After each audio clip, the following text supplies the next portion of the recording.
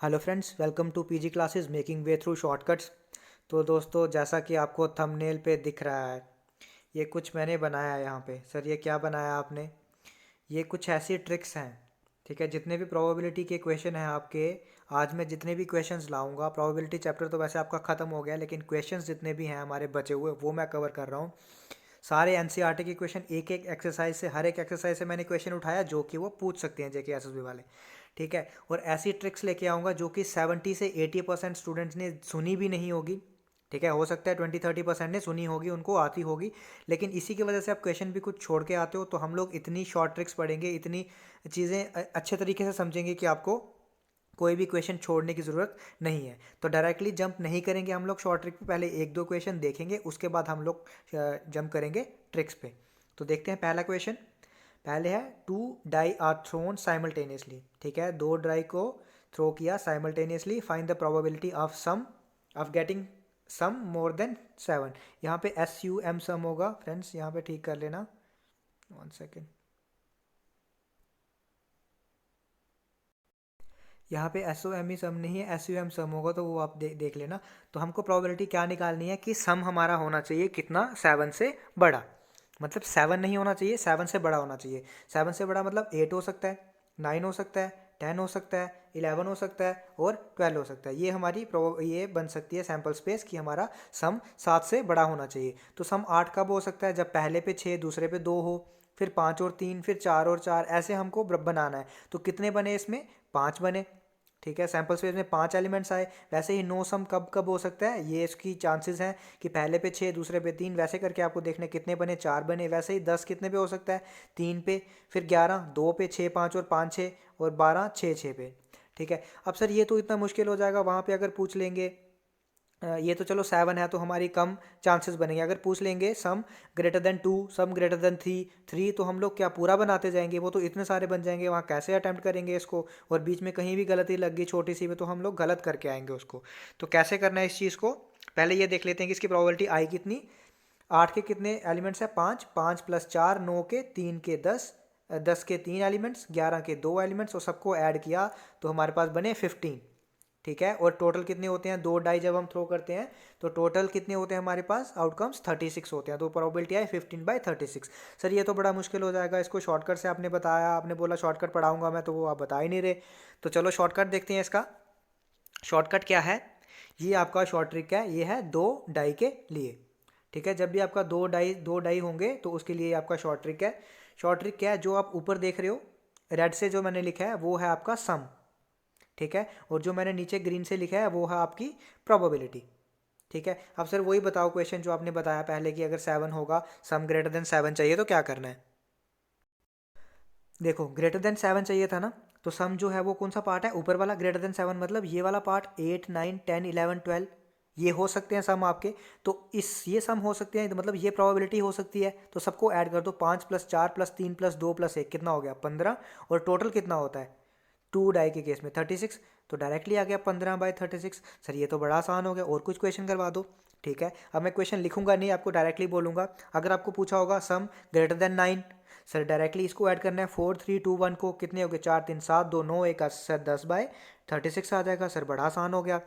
अगर बोला हो sum equal to 7, equal to 10, equal to 11, तो सर इक्वल टू बोला हो तो हमको उसके नीचे वाला नंबर ही उठाना है। जैसे इक्वल टू 7 बोला हो तो 7 के नीचे क्या है सर? 6 है, तो 6/36 हो गया। सम इक्वल टू 12 बोला हो, ठीक है, तो सर कितने इसके 12 के नीचे 1 है तो कितना हो गया? 1/36 हो गया। सर ये आपने बड़ा आसान तरीका बता दिया, ठीक है। तो ये तरीका ऐसा है, यहाँ पे कुछ भी पूछा होगा, सम लेस देन 7 पूछा होगा तो आपको ये चीज़ें ऐड करनी है। सम ग्रेटर देन 7 जैसे बोला तो वो आपको ये चीज़ें ऐड करनी थी। ग्रेटर देन 12 बोला होगा, ठीक है, ग्रेटर देन 12 बोला है, ग्रेटर देन 12 तो हो ही नहीं सकता, सम 2 डाइस का कैसे हो सकता है?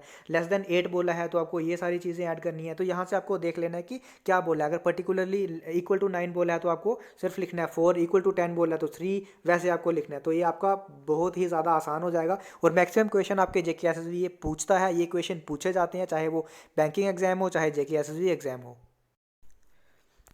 तो आते हैं अपने अगले क्वेश्चन की तरफ। अगला क्वेश्चन क्या है, if probability of A equal to 1/2, probability of B equal to 0, probability of A by B. A by B क्या होता है, मैंने जब आपको पढ़ाया था प्रोबेबिलिटी का फर्स्ट लेक्चर, तो मैंने बताया था ए बाय बी मतलब कंडीशनल प्रोबेबिलिटी होती है कि probability of A when B has already occurred, B occur कर चुका है तो प्रोबेबिलिटी ऑफ ए कितनी होगी। तो वो कैसे होती है, प्रोबेबिलिटी ऑफ, इसको लिखते हैं A intersection B divide by probability of B. ठीक है, जो भी नीचे हो, चाहे वो ए बाई बी होगा तो बी नीचे है तो नीचे बी आएगा, अगर बी बाई ए होगा तो ए नीचे है तो नीचे क्या आएगा, ए। तो यहाँ प्रोबेबिलिटी आप बी आप देख रहे हो कितनी दी है आपको, 0 दी है। तो कुछ भी नंबर डिवाइड बाई 0 क्या होता है, नॉट डिफाइन होता है। सर नॉट डिफाइन क्या होता है, नॉट डिफाइन मतलब जिसको डिफाइन नहीं कर सकते। अगर तो आपको न्यूमिनेटर में 0 होगा तो आपका आंसर 0 आएगा, अगर डिनोमिनेटर में 0 होगा तो मतलब वो नंबर डिफाइन नहीं होता। सर ये क्या बोल रहे हो आप, जैसे देखो तभी जब हमने रैशनल नंबर्स पढ़े थे या इरेशनल नंबर्स पढ़े थे, हमने रैशनल नंबर्स में क्या बोला था कि रैशनल नंबर क्या होता है, इरेशनल नंबर होता है नंबर जो होगा p बाई क्यू की फॉर्म में होगा where q is not equal to 0। Sir ये क्यों बोला था, ये इसीलिए बोला था अगर q आपका 0 हो जाए तो नंबर डिफाइन ही नहीं होगा। जब नंबर ही नहीं डिफाइन होगा तो हम लोग क्या बोल सकते हैं, वो इरेशनल है रिलेशनल है। जब नंबर ही डिफाइन नहीं है तो मतलब डिनोमिनेटर कभी भी 0 नहीं होना चाहिए। डिनोमिनेटर 0 हो गया मतलब नंबर नॉट डिफाइंड होगा। नेक्स्ट है, if A and B are events such that probability of A by B equal to probability of B by A. ठीक है, मतलब कंडीशनल प्रोबेबिलिटी दोनों की सेम है। तो करके देख लेते हैं, probability of A by B मतलब A intersection B upon probability of B which is equal to क्या बोला, probability of B by A मतलब B intersection A upon probability of, अब नीचे क्या है, ए। तो ये तो सेम होगा, ए इंटरसेक्शन बी और बी इंटरसेक्शन सी सेम होगा, कट जाएंगे। तो अगर आप इसको ऐसे क्रॉस मल्टीप्लाई कर लो तो probability of A equal to probability of B आ जाएगा, मतलब डी आपका आंसर हो जाएगा। अब एक आपको इस टाइप के क्वेश्चन भी पूछे जाते हैं जिसमें लिखा होगा विद रिप्लेसमेंट या विदाउट रिप्लेसमेंट। ठीक है, तो इसका क्या मतलब है सर, एक बार बता दो। विद रिप्लेसमेंट का क्या मतलब हो गया, सपोज हमारे पास 2 बॉल है। ठीक है, हमारे पास 2 बॉल है, हमको एक निकालना है उसमें से। ठीक है, एक निकालना है उसमें से, तो क्या हो गया, अगर आपको बोला हो विद रिप्लेसमेंट तो मतलब जैसे ही आपने एक निकाला, ठीक है, विद रिप्लेसमेंट मतलब आप दोबारा से उसको रिप्लेस कर सकते हो। तो मतलब वो दोबारा से यहाँ चला गया तो बॉल हमारे पास कितने बचे, दोबारा 2 ही बचे। ठीक है, अगर बोला हो विदाउट रिप्लेसमेंट तो जब हमने एक बॉल निकाल दिया अब उसको रिप्लेस नहीं कर सकते, जो निकाल दिया वो अब बाहर आ गया। ठीक है, अब बचे कितने बॉल, 1 बचा।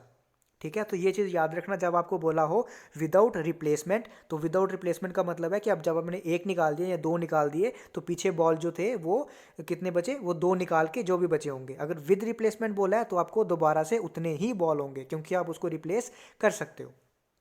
तो यहाँ क्वेश्चन क्या है, 2 balls are drawn from the urn one after the other without replacement, what is the probability that both drawn balls are black. तो ब्लैक की प्रोबेबिलिटी कितनी है, पहले देखना है ब्लैक बॉल्स कितनी है, ब्लैक बॉल्स 10 है तो 10/15 जब हम पहला बॉल ड्रॉ करेंगे। ठीक है, जब पहला पूरे बॉल कितने हैं 15, पहला बॉल ड्रॉ किया तो क्या प्रोबेबिलिटी है 10/15। अब विदाउट रिप्लेसमेंट बोला है, जब एक बॉल ड्रॉ कर दिया तो पीछे कितने बॉल बचे सर, 14। 14 नहीं देखने, हमको क्या देखना है, बॉल कौन से ड्रॉ करनी है, ब्लैक बॉल ड्रॉ करनी है। तो मतलब ब्लैक बॉल कितने बचे सर, ब्लैक बॉल 9 बचे और टोटल कितने बचे, 14 बचे, तो 9/14 आ जाएगा। तो जो भी आएगा आंसर उससे हमको मतलब नहीं है, हमको सिर्फ कंसेप्ट देखना है। नेक्स्ट है, if A and B are 2 independent events then इसमें से कौन सा सही होगा। जब मैंने आपको प्रोबेबिलिटी का लेक्चर 1 पढ़ाया था, मैंने बताया था इंडिपेंडेंट इवेंट्स क्या होते हैं, जिसमें इंटरसेक्शन दोनों की किसके बराबर होती है, multiplication of probabilities. Intersection of probability equal to multiplication of probabilities जब हो उसको क्या बोलते हैं, उसको बोलते हैं इंडिपेंडेंट इवेंट्स। तो इंटरसेक्शन ये ए पार्ट सही होगा क्योंकि इंटरसेक्शन किसके बराबर है, multiplication of probabilities. Next question क्या है, प्रोबेबिलिटी ऑफ ए दी है, प्रोबेबिलिटी ऑफ बी दिया हुआ है, probability of A intersection B दिया हुआ है। ठीक है, और बोला है क्या निकालना है, not A and not be. अब पहले तो ये चीज़ आप देखो कि ये सारे क्वेश्चन मैंने एनसीईआरटी से लिए हैं और ये प्रीवियस ईयर क्वेश्चन है जो भी आपके बैंकिंग एग्जाम या कहीं पे आए हैं। तो आप ये मत सोचना कि ये ऐसे वैसे क्वेश्चन है, ये नहीं आ सकते क्योंकि एनसीईआरटी मेंशन्ड होती है वहाँ पे कि एनसीईआरटी से आ सकते हैं। और आपको पता है, जैसे कि आपको पता है कि अकाउंट्स असिस्टेंट का भी जैसे था, तो एनसीईआरटी जो है आपकी वही पढ़नी है आपको, उसी में से आपको आ सकता है, उससे बाहर आपको नहीं जाना। लेकिन फिर भी मैं उससे बाहर आपको लेके जाता हूँ, तो मैं हर एक क्वेश्चन आपको करवाऊंगा, तो इससे बाहर आपको नहीं जाना है। तो निकालना क्या है, probability of not A and not be.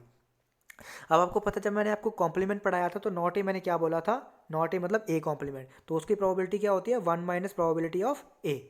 ठीक है। तो नॉट ए की प्रोबेबिलिटी 1 माइनस प्रोबेबिलिटी ऑफ ए। तो इन्होंने बोला probability of not A and not be. तो एंड आपको पता है क्या होता है, इंटरसेक्शन। तो नॉट ए मतलब ए कॉम्प्लीमेंट, एंड मतलब इंटरसेक्शन, नॉट बी मतलब बी कॉम्प्लीमेंट। अब जब हमने सेट थ्योरी पढ़ा था तो हमने पढ़ा था De Morgan's law. De Morgan's law क्या होता था, probability of A union B, ठीक है, का complement equal to probability of A complement intersection B complement. मतलब क्या होता था कि साइन जो होता था हमारा वो चेंज हो जाता था और जो कॉम्प्लीमेंट था वो दोनों पे आ जाता था, ठीक है। साइन चेंज हो जाता था और कॉम्प्लीमेंट भी दोनों पे आ जाता था। तो इसको हम इससे रिप्लेस कर सकते हैं बाय डी मॉर्गन्स लॉ, ठीक है। तो अब हमको क्या निकालना पड़ेगा पहले, अब ये क्या होता है, इसको हम लिख सकते हैं, 1 सेकेंड, इसको हम लिख सकते हैं which equal to 1 minus probability of A union B. Sir कैसे लिख सकते हैं, क्योंकि अगर ये ए कॉम्प्लीमेंट है, अगर पूरा इसको मान लो आप एक्स मान लो, ठीक है, अगर ये एक्स कॉम्प्लीमेंट है तो इसको क्या लिख सकते हैं, 1 माइनस एक्स लिख सकते हैं, ठीक है, लिख सकते हैं ना। तो वैसे ही पहले हमको निकालना पड़ेगा यूनियन। अब यूनियन कैसे निकालना है, यूनियन का फार्मूला आपको पता है, P of A union B किसके बराबर होता है, P of A plus P of B minus P of A intersection B. तो मतलब 1/4 प्लस 1/2 माइनस 1/8, सॉरी 1/8। तो अगर आपका एलसीएम लो तो क्या आएगा, नीचे 8 आएगा, 4 2 प्लस 2 4 ज़ा 8 माइनस 1। तो 4 और 2 6 माइनस 1 मतलब 5/8 आ जाएगा। ये क्या आया, यूनियन। आपको निकालना क्या है, 1 माइनस यूनियन। तो 1 माइनस 5/8 मतलब 3/8 इसका आंसर आ जाएगा।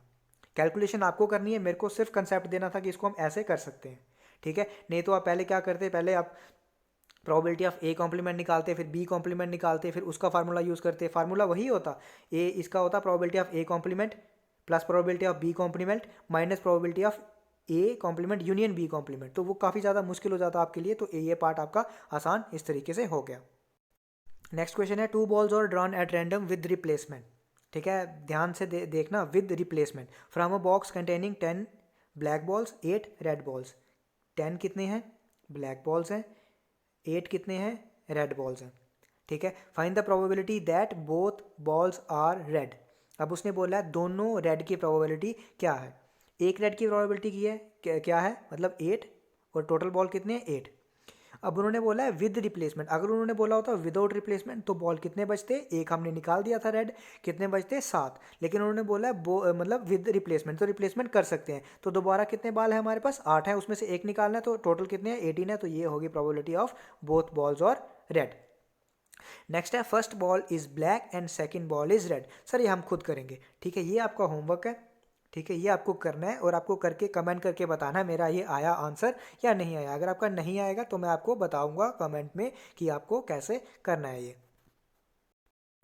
नेक्स्ट क्वेश्चन ध्यान से पढ़ना, the probability of obtaining an even prime number on each die when a pair of die is rolled, ठीक है। पेयर ऑफ डाई मतलब 2 डाई आपने रोल किए और वो बोल रहा है कि probability of obtaining an even prime number on each die, मतलब दोनों डाई पे इवन प्राइम नंबर होना चाहिए।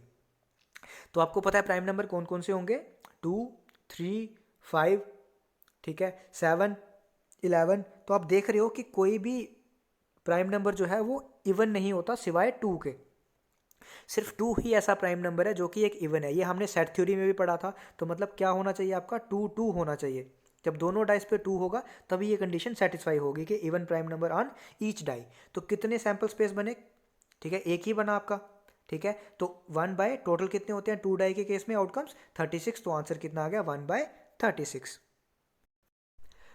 अब अगला क्वेश्चन क्या है, 2 cards are drawn successfully with replacement. अब देख लो फिर से क्या बोला है, विद रिप्लेसमेंट बोला है, ध्यान से देखना, with replacement from a well shuffled deck of 52 cards find the probability that it has 0 S. मतलब कोई भी एस का पत्ता नहीं होगा, एक होगा एस का पत्ता और 2 होंगे एस के पत्ते। मतलब प्रोबेबिलिटी, पहले ये ए पार्ट है आपका कि ए पार्ट क्या निकालना है कि कोई भी एस का पत्ता नहीं होगा। तो एस कितने होते हैं आपको पता है, हमारे पास 4 स्वीट्स होते हैं, ठीक है। किसका किसका, हर्ट का, डायमंड का, उसके बाद क्या आता है आपका चिड़ी, ठीक है, उसके बाद क्या आता है, उसके बाद आता है पान। तो 4 हो गए आपके पास, ठीक है। अब 4 जो है मतलब 4 में एक एक एस होता है, मतलब टोटल एस कितने हो गए 4। तो उन्होंने क्या बोला, आपका एस नहीं होना चाहिए, 0 एस। तो मतलब 4 एस के पत्ते निकाल दो, टोटल पत्ते कितने बचे 48। टोटल कितने होते हैं 52। ये हो गया जब हमने एक पत्ता निकाला, निकालने कितने हैं 2। और निकाल सकते हैं विद रिप्लेसमेंट। रिप्लेसमेंट मतलब अब हमारे पास दोबारा 48 ही हो सकते हैं। अगर विदाउट रिप्लेसमेंट बोला होता तो यहाँ पे क्या आता सर 47, बिल्कुल सही। और नीचे क्या आता सर 52, नहीं, एक निकाल दिया तो क्या आएगा नीचे 51 आएगा अगर आपका विद आउट रिप्लेसमेंट बोला होगा। नेक्स्ट है आपका प्रोबेबिलिटी ऑफ वन एस, मतलब एक ही एस हो सकता है। अब एक एस जो हो सकता है उसकी दो चांसेस है, या तो पहले पे एस आ जाए, ठीक है, दूसरे पे नहीं आए, या फिर दूसरे पे एस आ जाए और पहले पे नहीं आए। ठीक है, क्या हो गया, मतलब पहले पे एस हो सकता है और दूसरा नॉन एस हो सकता है, या मतलब और मतलब प्लस नॉन एस, पहला नॉन एस होगा और दूसरा एस होगा। तो क्या प्रोबेबिलिटी है पहले एस की, तो एस कितने होते हैं 4, टोटल पत्ते कितने होते हैं 52, तो एस की प्रोबेबिलिटी कितनी होगी 4/52। अब नॉन एस की प्रोबेबिलिटी क्या होगी, दूसरा पता हो सकता है नॉन एस हो, ठीक है, तो नॉन एज की प्रोबेबिलिटी कितनी होगी 48, क्योंकि एस निकाल दिए उसमें से 4, तो 48/52। या फिर क्या हो सकता है, पहला नॉन एस हो सकता है जिसकी प्रोबेबिलिटी है 48/52 और दूसरा एस हो सकता है जिसकी प्रोबेबिलिटी है 4/52। अब आंसर इसका जो भी आएगा मल्टीप्लाई करके ऐड करके जो भी आंसर आएगा उससे हमको मतलब नहीं है, हमको क्या करना है, हमको सिर्फ कंसेप्ट देखना है, आपको देखना है। ये चीज़ आपके लिए जो थी वो इंपॉर्टेंट थी, ये आपको आ गई तो आपने समझ लो वो कर लिया। अब probability of S equal to 2 का आपको खुद करके बताना है, ठीक है, वैसे तो मैंने लिखा है यहाँ पे, लेकिन आपको खुद सोचना है कि कैसे आया होगा, कैसे किया हमने, कमेंट करके बताना है कि समझ आया या नहीं आया। नेक्स्ट क्वेश्चन क्या है, probability of getting a doublet when a pair of die is thrown, मतलब जब हमने पेयर ऑफ डाई थ्रो किया तो क्या प्रोबेबिलिटी है उसमें डबलेट आएगा। डबलेट मतलब 1 1 2 2 3 3, तो वैसे क्या आएगा 1 1 2 2 3 3 4 4 5 5 और 6 6, मतलब 6 आएंगे और टोटल कितने होते हैं 36, तो कितना हो गया 6/36। तो देखो कौन सा ऑप्शन है, ये है बी ऑप्शन, ठीक है। नेक्स्ट है हमारा, अब ये क्वेश्चन आप लोग देखना, ये क्वेश्चन बड़ा ज़्यादा इंपॉर्टेंट है। इंपॉर्टेंट क्यों है अभी आपको पता चल जाएगा, अगर आप इसको लेंदी मेथड से करोगे तो काफ़ी टाइम ले जाएगा, हम शॉर्टकट से देखेंगे इसको, ठीक है। तो कैसे देखेंगे, a fair die is rolled, ठीक है, कंसीडर्ड इवेंट्स, 3 इवेंट दिए उन्होंने, एक ए क्या है, ए की सैम्पल स्पेस दिया है 1 3 5, एफ क्या है 2 3 और जी क्या है इतना। निकालना क्या है, probability of E by F and probability of F by E. मैं दोनों में से एक एक पार्ट निकालूंगा और जो इसका दूसरा पार्ट होगा वो आपको करना है, ठीक है, और करना है, जब तक आप नहीं करोगे मेरा कोई कुछ नहीं जाएगा, मैं आपको करवा के चला जाऊंगा। मैं आपको चाहे तो दूसरा भी पार्ट करवा सकता हूँ, मेरे को क्या फ़र्क पड़ता है, मैं एक करवा रहा हूँ तो दूसरा भी करवा सकता हूँ, लेकिन जब तक आप खुद नहीं करोगे, खुद पेन नहीं चलाओगे, खुद सोचोगे नहीं, आप लोग प्रोबेबिलिटी से उतना ही डरोगे जितना आप डरते थे। तो पार्ट क्या है ई बाई एफ, तो मैंने बताया आपको ये क्या होता है कंडीशनल प्रोबेबिलिटी, इसका मतलब E intersection F divide by P of probability of F.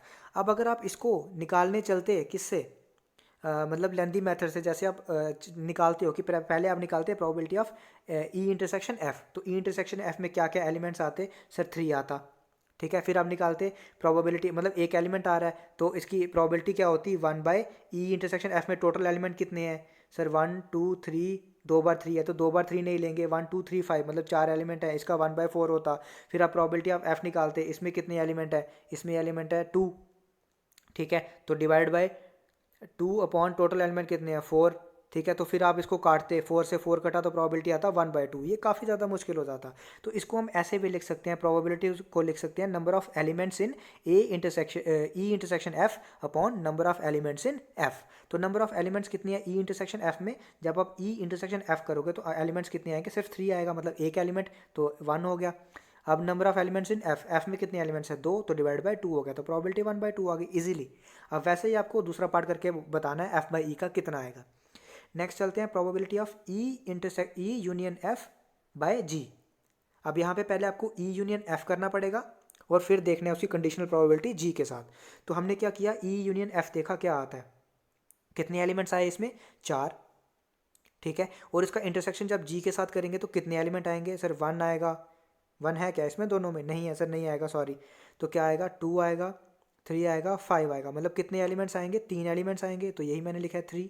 और टोटल जी में एलिमेंट कितने हैं 4 एलिमेंट है, डिवाइड बाय 4 लिखा है। अगर आप इसको ऐसे करते, पहले probability of E union F निकालते, फिर उसकी इंटरसेक्शन जी में निकालते, फिर उसकी प्रोबेबिलिटी निकालते, फिर एफ की प्रोबेबिलिटी निकालते, वो ज़्यादा मुश्किल हो जाता। तो ये आपका ईजी तरीका है कि आप ऐसे भी देख सकते हो कि नंबर ऑफ एलिमेंट्स कितने हैं, ठीक है। प्रोबेबिलिटी ऐसे भी निकाली जा सकती है कि नंबर ऑफ एलिमेंट्स कितने हैं आपके, ठीक है, तो वो भी निकल सकता है। ये आसान क्वेश्चन था, सिर्फ ये बताने का इसका मकसद यही था कि आप लोग इसको थोड़ा सा देख लो कि कैसे इसको इस तरीके से भी कर सकते हैं।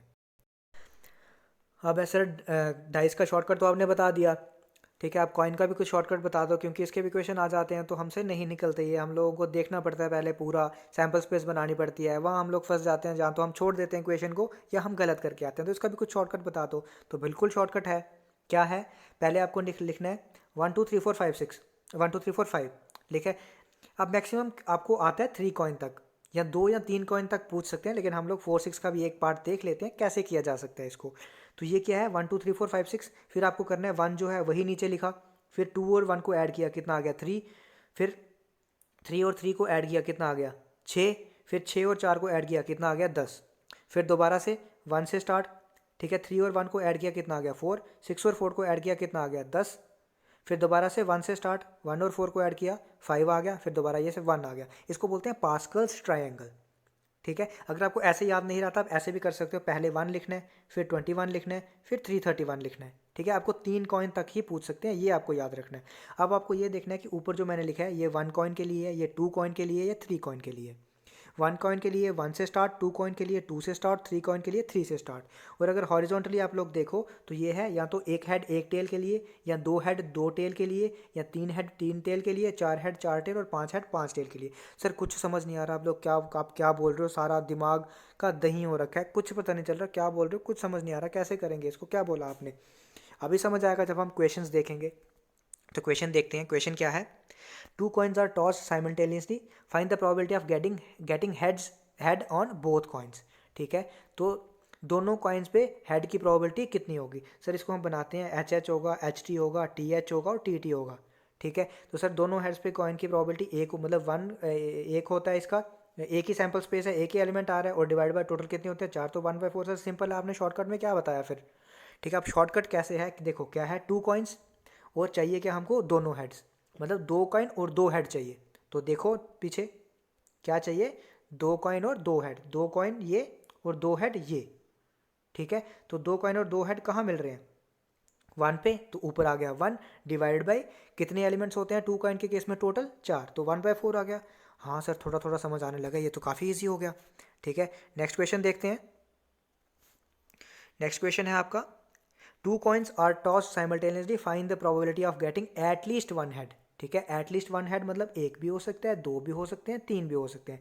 मतलब आपको तीन कैसे हो सकते हैं सर, सॉरी 3 नहीं हो सकते, क्यों, क्योंकि 2 कॉइन टॉस किए हैं तो 3 थोड़ी ना हो सकते हैं, 2 ही हेड हो सकते हैं ज़्यादा से ज़्यादा। तो एटलीस्ट 2 हेड मतलब या तो 1 या तो 2। तो आपको क्या कौन सा केस देखना है यहाँ पे, 2 कॉइन्स वाला, और यहाँ पे 1 और 2 हेड आए, ठीक है। देखो 2 कॉइन्स और 1 और 2 हेड, तो देखते हैं 2 कॉइन्स वाला सर केस ये है, और 1 हेड और 2 हेड दोनों देखने हैं। तो 1 हेड का क्या है ये 2, 2 हेड का क्या है ये। तो सर टोटल मिला के कितने हो गए सर 3 हो गए। और टोटल कितने होते हैं एलिमेंट्स आउटकम्स 2 कॉइन्स के केस में, 2 कॉइन्स के केस में सर होते हैं 4, तो 3/4 इसका आंसर हो गया।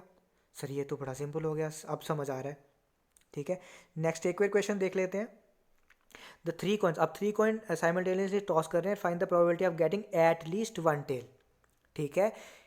एट लीस्ट वन टेल का क्या मतलब होता है, कम से कम एक टेल होना चाहिए, एक भी हो सकता है, दो भी हो सकते हैं और तीन भी हो सकते हैं, क्योंकि 3 कॉइन है, ठीक है। तो यहाँ पे हमको कौन सा केस देखना है, 3 कॉइन्स का, और मतलब 1 2 और 3 तीनों का टेल होना चाहिए या हेड होना चाहिए, कुछ भी होगा। तो 3 कॉइन वाला वाले आते हैं, ठीक है।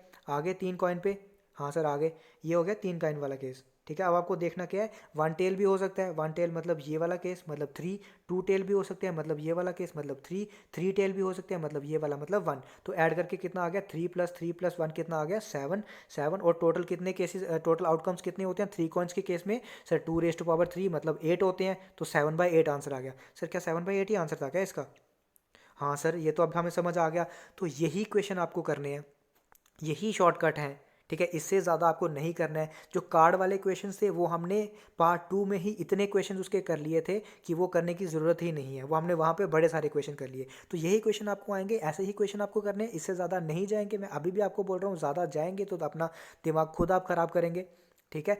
तो अगर आपको वीडियो पसंद आ रही है तो वीडियो को लाइक करें, चैनल को सब्सक्राइब करें, बेल आइकन को प्रेस करें, ताकि आपको रेगुलर अपडेट्स मिलते रहें। और साथ साथ आपके लिए एक अनाउंसमेंट ये भी है कि हम लोगों ने इंग्लिश सेक्शन भी स्टार्ट किया है, वोकैब सेक्शन स्टार्ट किया है JKSSB के लिए। जो मैम आपको पढ़ा रहे हैं उनसे अच्छा मैं बोल रहा हूँ आपको नहीं पढ़ा सकता कोई। आप एक बार उनका देखो, उनको बोलने का तरीका देखो, उनको उनका पढ़ाने का तरीका देखो, उनको इसके साथ इंग्लिश के साथ साथ उनको बोलने का एक्सपीरियंस भी है। उसको 3 4 साल जब आप बोलते हो ना, तो बोलने का एक्सपीरियंस अलग चीज़ होती है, ठीक है। एक होता है आपको आता है, ठीक है, एक होता है अगर आप बोलते हो ठीक है, इंग्लिश, तो उससे आपका अलग ही फ्लो होता है, तो उनको बड़ा ज़्यादा एक्सपीरियंस है, अच्छा लगेगा, मज़ा आएगा आपको पढ़ने में। तो अगर आपको पसंद आ रहा हो तो चैनल को सब्सक्राइब करना, वीडियो को लाइक करना और बेल आइकन को प्रेस करना ताकि रेगुलर अपडेट्स आपको मिलते रहें। Thank you.